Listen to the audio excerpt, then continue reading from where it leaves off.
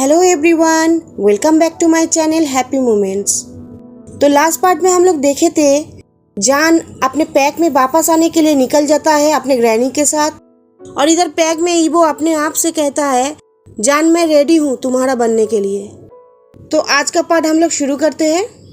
जान already रेडमून pack के gate के सामने खड़ा था और वो देख पा रहा था उसका ग्रैंडमा उन लोगों का वेट कर रहा है वहाँ पे। जान मैं ग्रैंडमा चिल्लाते हुए उन लोगों की तरफ दौड़ने लगी, लेकिन उनका उम्र होने के कारण वो ठीक से दौड़ नहीं पा रहे थे। ग्रैंडमा! जान भी चिल्लाते हुए ग्रैंडमा की तरफ दौड़ने लगा और उनको हग करते हुए उनको गोद में उठा लिया। ग्रैंडमा, मैं आपको बहुत मिस किया। मैं भी तुम्हें बहुत मिस किया माय बेबी। ग्रैंडमा ये आंसर दिया जान के चीक्स पे किस करते हुए। जान, उसे नीचे उतारो, मैं भी उसे हग करना चाहती हूँ। ग्रैनी मेई ने कहा और ये सुनते हुए जान उन्हें नीचे उतार दिया और दोनों बहन एक दूसरे को हक करने लगे और फिर तीनों मिल के सर्वेंट हाउस की तरफ जाने लगे। सर्वेंट हाउस अब सर्वेंट हाउस नहीं रहा, वो एक नॉर्मल हाउस ही बन गया है। जान देखने लगा पैक में बहुत सारा चीज चेंज हुआ है और सारे पैक मेंबर्स बहुत ज्यादा हैप्पी दिख रहे हैं। जान चारों तरफ देखने लगा, तभी वो एक आवाज सुना। ओ माय गॉड जान! कोई जान के पीछे से चिल्लाया और वो कौन है ये देखने के लिए जान पीछे मुड़ा, लेकिन वो इंसान जान को जमीन पे गिरा दिया। यानली, तुम मेरा हाथ पैर तोड़ दोगे। जान को जमीन पे कौन गिराया ये देखते हुए जान कहा, oh I miss you so much, finally तुम वापस आ गए। आचंग डेली मुझे परेशान करता है, ऑल डे तुम्हारा बात पूछता रहता है। यानली बोलने लगी। उससे और क्या एक्सपेक्ट करोगे? जान हंसते हुए ये कहा और जमीन से उठ के खड़ा हुआ। वाओ, तुम अभी अभी वापस आए हो और आते ही मेरे बारे में गॉसिप करना शुरू कर दिए हो। जान आवाज की तरफ देखा तो वो जंक्षा था। जान तुरंत दौड़ते हुए जंक्षा के पास गया और उसे टाइटली हग करते हुए कहा, आई मिस यू टू, लेकिन अब ये सेंसिटिव मैन बनना बंद करो और मुझे छोड़ो। जंक्षा ये कहा, लेकिन उसके आवाज से लग रहा था वो बहुत ज्यादा एनोइंग फील कर रहा था। लेकिन सबको पता है ये एक साल वो अपने ब्रदर को कितना ज्यादा मिस किया है, तो जान उसे छोड़ दिया। वेल, मैं उस मैन से मिल सकता हूँ जो मेरे ब्यूटीफुल सिस्टर को पसंद आया है, जान ने कहा। वो लाइब्रेरी में वेट कर रहा है। यानली पूरा हंसते हुए ये बोलने लगी, तुम इससे पहले ऐसे कभी भी नहीं मुस्कुराए थे। जान ने कहा, ये सच नहीं है। यानली ब्लश करते हुए बोली, वेल हम लोग को चलना चाहिए। यानली अपने ब्रदर के टीजिंग से परेशान होकर कहने लगी, तुम लोग जाओ, मैं तुम्हारे ग्रैनी मेई से बहुत सारा बात करना चाहती हूँ। ग्रैनी फे ये बोलने लगी और जो सुन के जंक्षा अपने ग्रैनी को हक करते हुए कहा, यस ग्रैनी, और उनके चीक्स पे किस किया और फिर वो तीनों लाइब्रेरी की तरफ जाने लगे। जान, थोड़ा सा प्यार से पेश आना, ओके? आचन पहली बार जब मिला था बहुत ज्यादा रूड था वो। यानली ये चलते चलते बोलने लगी जान को, मैं इस बारे में कोई प्रॉमिस नहीं कर सकता। जान ने कहा, जान नो। और जान के मुंह से ना सुन के यानली सैडली एक गहरी सांस छोड़ी। वो कहाँ है? जान को कुछ समझ में नहीं आ रहा था कि वो क्या पूछे। कौन? जंक्षा ने पूछा, लेकिन वो जब जान की तरफ देखा तो वो समझ गया कि जान क्या कहना चाहता है। वेल, मैंने उसे गार्डन में देखी थी, यानली बोली। ओह ओके, जान ने कहा। जान, तुम बहुत ज्यादा नर्वस हो? जंक्षा ने पूछा। थोड़ा सा हूँ। ओके, बहुत ज्यादा हूँ। मुझे तो ऐसा फील हो रहा है कि मुझे अभी वोमिट हो जाएगा। जान बहुत ज्यादा स्ट्रेस लेके ये कहने लगा। जान, अपने ऊपर जोर डालना बंद करो। मैं श्योर हूँ उसे ऑलरेडी पता है कि वो तुम्हारे लिए क्या फील करता है।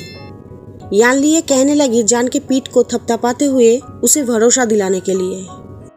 वो बहुत ही ज्यादा स्टूपिड होगा अगर उसे पता न चले कि वो क्या कीमती चीज खोया है। जंक्षा ने कहा, आचन वो हमारे अल्फा है, उनके लिए रेस्पेक्टफुल बात करो। यानली जंक्षा को ये बोलने लगी और ये सुन के जंक्षा अपने आंखें रोल किया और यस कहा और तीनों लाइब्रेरी के सामने आ गए। Be nice. लाइब्रेरी में घुसने से पहले यानली उन दोनों को वार्न की। इधर लाइब्रेरी के अंदर यूचेन और हाईक्यून बैठा हुआ था। यूचेन बहुत ज्यादा स्ट्रेसफुल था।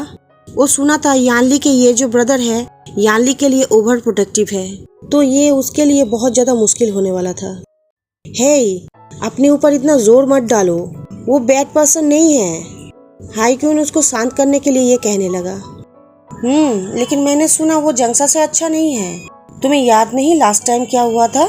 यू चैन हाईक्यून को पूछा। मैं कैसे वो भूल सकता हूँ, हाईक्यून हंसते हुए कहा। फ्लैशबैक 6 महीना पहले का। आचैंग, मेरे मेट से मिलो, ये यू चैन है, यानली बोली। तुम्हारा क्या? जंगशा ये चिल्ला के कहते हुए उन दोनों को देखने लगा। मेरा मेट, यानली ये शांति से बोली, क्योंकि उसको पता है उसका ब्रदर और उसके ब्रदर का बिहेवियर। लेकिन मुझे नहीं लगता, जंगशा ने कहा। तुम क्या बोलना चाहते हो? यू चैन ने पूछा। मैं तुमसे बात किया हूँ? नहीं ना? सो तुम अपना मुंह बंद रखो, आगली, जंगशा यू चैन को कहा। आचैन, ऐसा करना बंद करो, यानली चिल्ला के बोलने लगी। नहीं, ये इंसान कौन होता है? जंगशा ने कहा। मैं काओ यू चैन हूँ, मैं तुम्हारे सिस्टर के मेट हूँ। यू चैन अपने आप को इंट्रोड्यूस किया और फिर अपना हाथ जंगशा की तरफ बढ़ाया हैंडशेक करने के लिए। मैं जंगशा हूँ, लेकिन मुझे फ़र्क नहीं पड़ता तुम मेरे सिस्टर के मेट हो या नहीं, जंगशा ये कहा, लेकिन यू चैन के हैंडशेक का कोई रिस्पॉन्स नहीं दिया। तुम इस मेट बॉन्ड के खिलाफ नहीं जा सकते, यू चैन ने कहा। मैं नहीं जा रहा, और ना ही मैं ऐसा कहा हूँ, मुझे बस तुम नहीं पसंद, दैट्स ऑल, जंगशा ने कहा। और इस दिन के बाद से ही जंगशा हमेशा यू चैन को डराता था, उसके साथ हमेशा फाइट करता था।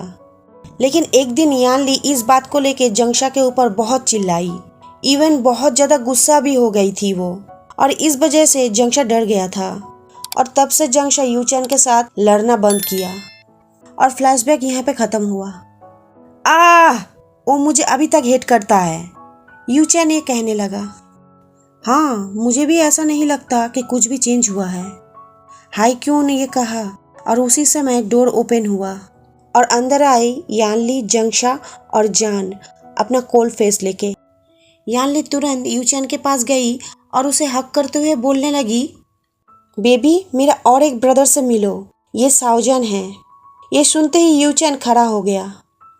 हाय, मैं काओ यू चैन हूँ, फाइनली तुमसे मिलके मुझे बहुत अच्छा लगा, यू चैन फुल नर्वसली ये बोलने लगा, कारण जान देखने में जंगशा से भी डेंजरस लग रहा था।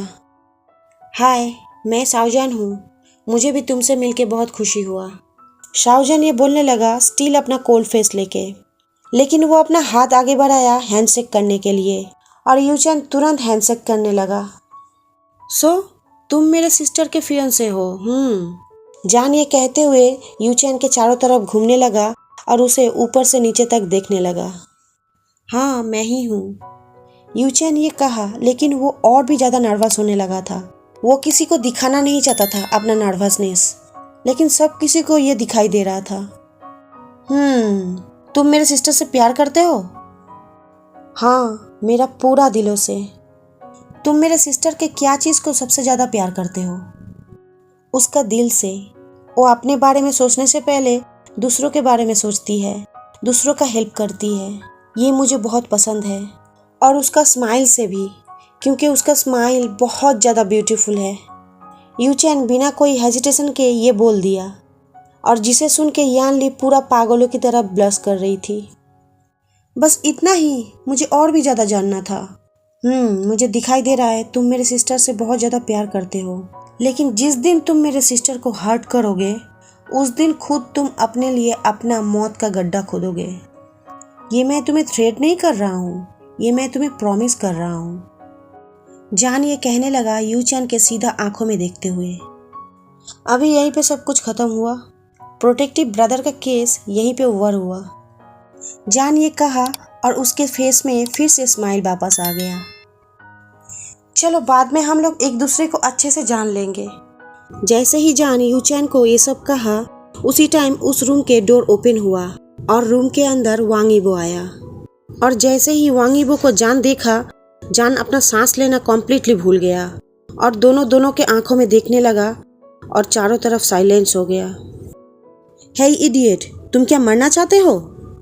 जंगशा जान के बैक पे स्लैप करते हुए कहा और इसी से जान फिर से नॉर्मली सांसने लगा और अपना नज़र झुका लिया।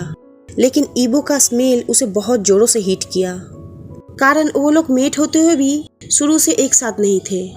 मेट होने का मतलब होता ही है दोनों एक साथ रहना, दोनों एक दूसरे को अच्छे से जानना, और जान के मामले में ऐसा शुरू से ही नहीं हुआ था।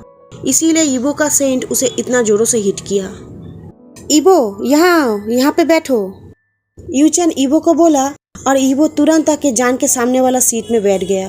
और जान ये देखते हुए अपने मन में बोलने लगा, नहीं नहीं, उसे मेरे सामने ही बैठना था।